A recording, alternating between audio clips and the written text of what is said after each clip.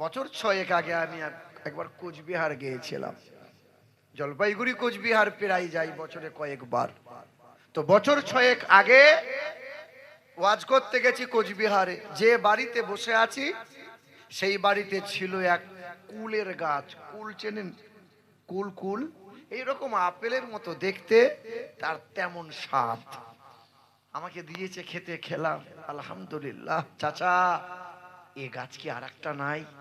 যদি একটা চারা থাকতো আমি বর্ধমান নিয়ে যেতাম। তো আমাকে বলছে, হুজুর বাবা জীবন আছে, একটা দেবো। কুল গাছের চারা কাগজে করে দড়ি করে বেঁধে দিয়ে দিল।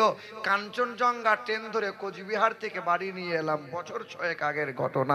লাগালাম। সব পুকুরের পানি, কলের পানি গাছের গোড়ায় দেয়, আমি জমজমের পানি দিয়েছিলাম। গাছের পাতায় গোলাপ পানি ছিটিয়েছিলাম। এত সুন্দর করে ঘিরে দিয়েছি, ফুল হয়েছে। আর গাছে কেউ হাত দিবি না, বড় শখ করে কুচবিহার থেকে নিয়ে এসছে। প্রথম ফল দেখে মনে হচ্ছে নিমের ফল, সাইজ নিমের ফল। তো সবাই বলছে এইরকম কুল। মানে প্রথম বছর সাইজ ছোট হয়েছে, পরের বছর থেকে সাইজ আপেলের মতো হবে, চিন্তা করিস না। হ্যাঁ, কুল যখন হলুদ হয়েছে আমি বললাম আগে আমি মুখে দেবো। বলে দাও। কুল ছিঁড়ে যখন মুখে দিলাম, তা তেঁতুল বলছে আমি জেগে আছি, তুই ঘুমিয়ে থাক। মানে এত টক। ফোন লাগালাম কোচবিহারে, চাচা এই টুপি পরা লোককে বাপ টুপি পরিয়ে দিলেন? বলছে না বাপ, আমি তো টুপি পরাইনি। আর টুপি পরাইনি মানে? এত কষ্ট করে 12 ঘন্টা রাস্তা ট্রেনে এসে সেই কুল মনে হচ্ছে নিমের ফল, আর এত টক। তেঁতুল আমরা মনে হচ্ছে ফেল হয়ে যাবে, মুখে দেওয়া যায় না। বলছে বাপ ওই গাছেরই চারা, গাছ ভালো, ফুল হয়েছে, পাতা ভালো, সব ভালো। তা বলছে বাপ তোমার মাটি খারাপ। কি খারাপ? কি খারাপ? বড় পীর আব্দুল কাদের জিলানী এমনি এমনি হয় নাই। খাজা বাবা মঈনুদ্দিন হাসান সানজারি আল্লাহর ওলি এমনি এমনি হয় নাই। মা ছিল আল্লাহওয়ালি, বাপ ছিল আল্লাহওয়ালা।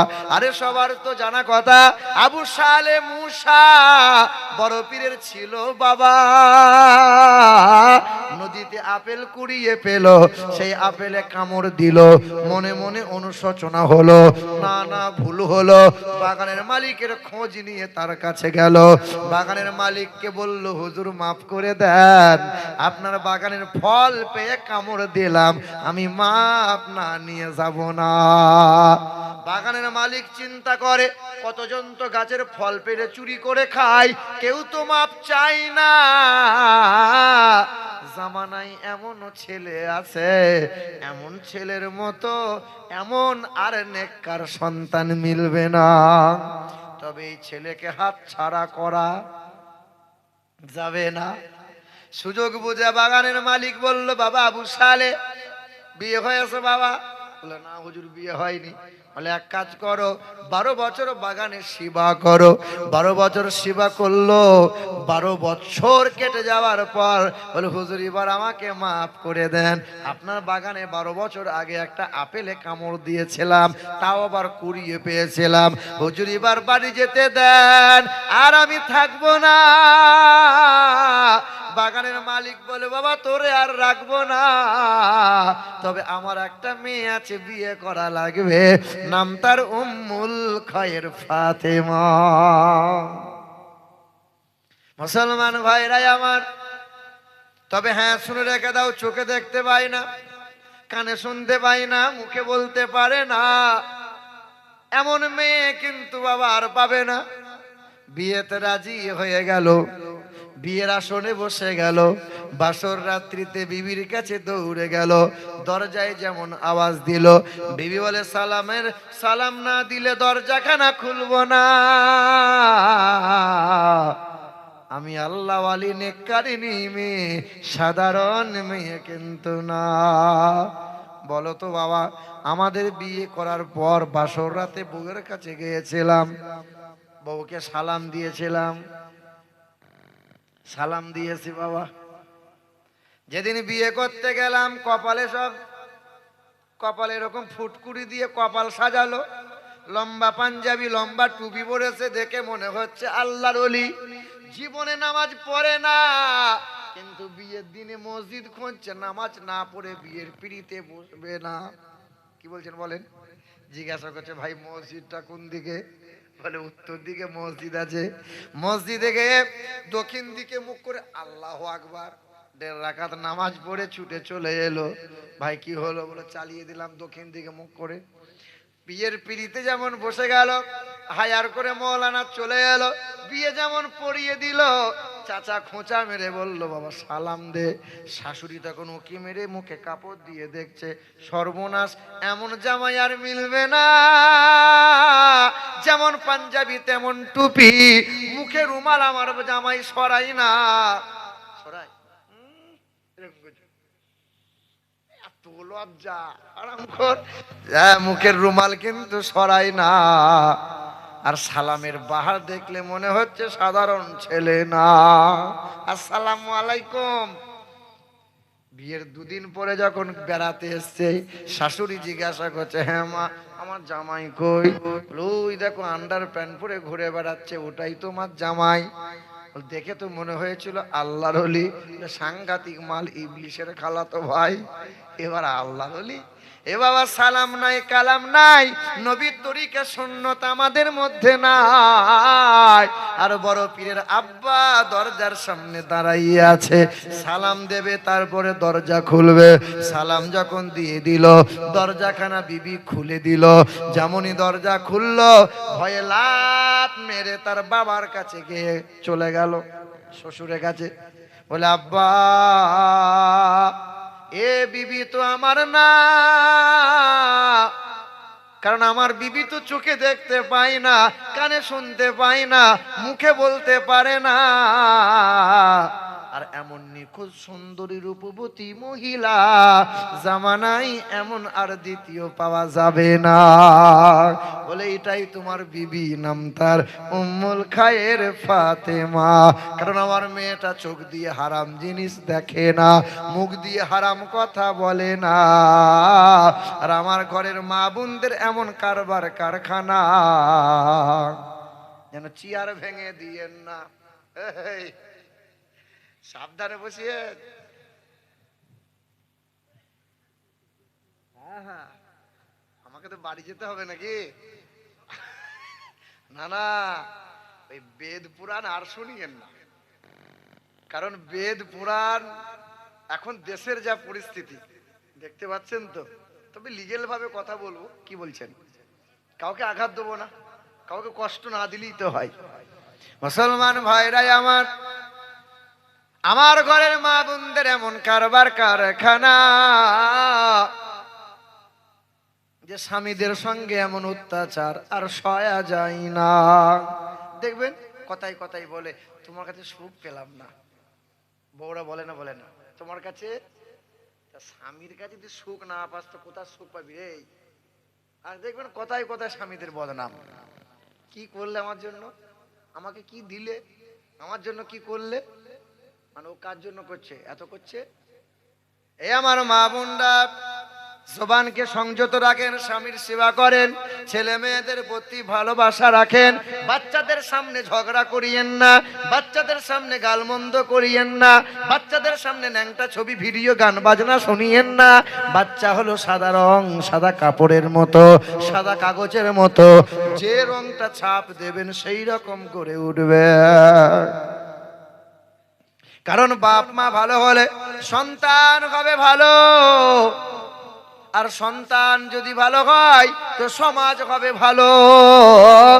কারণ সন্তানদের কারণে, ছেলে মেয়ে যুবক যুবতীদের কারণে সমাজের উন্নয়ন হয়। আম্মা জান ফাতেমাতুজ জোহরার গর্ভ থেকে ইমামে হুসাইন ভূমিষ্ঠ হলো। যেই দিন ভূমিষ্ঠ হলো, ওই দিন মা ফাতেমা গোসল করে নিল, বাচ্চাকে দোলনায় শুইয়ে দিয়ে মা ফাতেমা নামাজে দাঁড়িয়ে গেল। পাড়ার মহিলারা দেখে অবাক হলো, না না, এটা তো মেনে নেওয়া যায় না, আমাদেরও পেট থেকে বাচ্চা ভূমিষ্ঠ হয়, 40টা দিন গায়ে ছুঁতে যায় না, নামাজ পড়তে পারি না, কোরআন ছোঁয়া যায় না। ফাতেমার পেট থেকে বাচ্চা ভূমিষ্ঠ হয়, একদিনও কাটলো না। ওই দিনই বাচ্চাকে দোলনায় শুইয়ে দিয়ে নামাজ পড়ে, নামাজ ফেল করে না, দৌড়ে নবীর কাছে যায়, আমার নবীর কাছে নালিশ জানায়। পাড়ার মহিলারা বলে, ইয়া রাসূলুল্লাহ, মেনে নেওয়া যায় না, মেনে নেওয়া যায় না, আজই হুসাইন ভূমিষ্ঠ হলো, মা ফাতেমা নামাজে দাঁড়িয়ে গেল, এটা আমাদের ক্ষেত্রে কেন হয় না? আল্লাহর নবী বললেন, তোমরা কি কোরআন পড়ো না? ইন্নামা ইউরিদুল্লাহু লিইউযহিবা আনকুমুর রিজসা আহলাল বাইত ওয়া ইতাহিরাকুম তাতহীরা। আমার আল্লাহ আহলে বাইতকে পুত পবিত্র বানিয়েছেন, না পাক তোমাদের মতো না। তোমরা মা, তোমরা মহিলা, আমার ফাতেমাও একজন মা, সেও একজন মহিলা, তবে তোমাদের মেয়ে আছে, আমারও মেয়ে ফাতেমা। তোমরা যারা বিবি হয়েছ, আমার ফাতেমাও আলীর বিবি হয়েছে, আমার ফাতেমার মতো তোমরা নিজেদের যেন ভেবে নিও না। আমার ফাতেমাকে আমার আল্লাহ পুত পবিত্র বানিয়েছেন, না পাক না।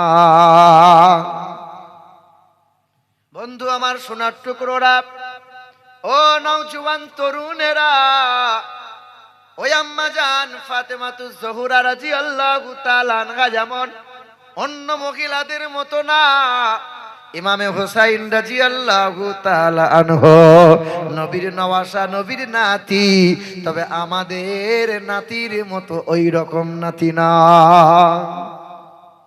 আমরা ছোটবেলায় মাদ্রাসায় লেখাপড়া করলাম, তবে মাদ্রাসার তালবে ইলম যারা দেখবেন দুষ্টু হয়, তারা মাদ্রাসার তালবে ইলমরা খুব দুষ্টু হয়। কিন্তু আগেকার আমরা ছিলাম ছোটবেলায় দুষ্টু, এখনকার ছেলেদের মতো অসভ্য ছিলাম না। এখন আপনার ঘরের নাতি, আপনার ঘরের ছেলেরা রাত দিন মোবাইলে খোঁচা মারে, ব্যভিচার করে। মুর্শিদাবাদের জীবন্তী বলে একটা জায়গা আছে, এক মহিলা ফোন করে বলছে, হুজুর একটু দোয়া করে দেবেন। কিসের জন্য দোয়া? বলে আমার 7 বছরের নাবালক ছেলে ভোরের বেলায় ঘুম থেকে ওঠে, বাবার মোবাইলটা নেয়, গুগলে গিয়ে নেট অন করেছে, ন্যাংটা ভিডিও চালিয়েছে। 7 বছরের ছেলে ন্যাংটাই মোবাইলে ভিডিও দেখে, আমি মা সইতে পারি না, হয়তো আমার ছেলেকে আর আল্লাহওয়ালা নেককার বানাতে পারবো না। আপনি হয়তো মনে মনে ভাবছেন, আপনার ছেলে রাত 1টা 2টো পর্যন্ত কি করে? এই মোবাইলে চোখের দ্বারাই, হাতের দ্বারাই অনেক রকম ব্যভিচার হয়, গুনাহ হয়, পাপ হয়। এ আমার নওজোয়ান যুবক যারা, গুনাহ থেকে বাঁচার চেষ্টা করো বাবা, কারণ সমাজে নওজোয়ান যুবকরা যদি সচেতন হয়ে যায়, আল্লাহর কসম এই সমাজের উন্নয়ন হয়ে যাবে, সমাজের নেককার বেড়ে যাবে, ডক্টর মাস্টার হবে, এই সমাজ সোনার সমাজ হয়ে যাবে, কেউ ঠেকাতে পারবে না। কারণ ইসলামের জন্য সবচেয়ে বেশি রক্ত দিয়েছে যারা, এই নওজোয়ান যুবক যারা, ইসলামে সবচেয়ে বেশি অবদান মুসলমান নওজোয়ান যুবকদের, ইসলামের পতাকা উঁচু করে ধরেছিল যারা, সব নওজোয়ান যুবক ছিল তারা। আমাদের ছিল এক সোনালী অতীত, নাড়িয়ে দিতাম সব জালিমের ভিত। আমাদের ছিল এক সোনালী অতীত, নাড়িয়ে দিতাম সব জালিমের ভিত। আইন ছিল শুধু ইনসাফেরই, জুলুম রুখে দিতে হতো না দেরি। আমাদের সে অতীত হারিয়ে গেছে, মাজলুম আজ তাই কেঁদে মরে। হারিয়েছি যা তা কি পাবো ফিরে, তুমি না জাগিলে তাকে ফিরাবে কে? ইয়া শাবাব ইস্তাইকিব, হে যুবক জেগে ওঠো। নারে তাকবীর, নারে রিসালাত, নারে হায়দারি, মাসলাকে আলা হযরত উলামায়ে আহলে সুন্নাত, নারে তাকবীর, নারে রিসালা। মুসলমান, ইমামে হুসাইন রাদিয়াল্লাহু তাআলা আনহু প্রতি বছর হয়। ইমাম হুসাইন রাদিয়াল্লাহু তাআলা আনহুর বয়স তখন 3 বছর, ইমাম হাসানের বয়স তখন 4 বছর। দুই ভাই মিলে ধুলাবালিতে খেলা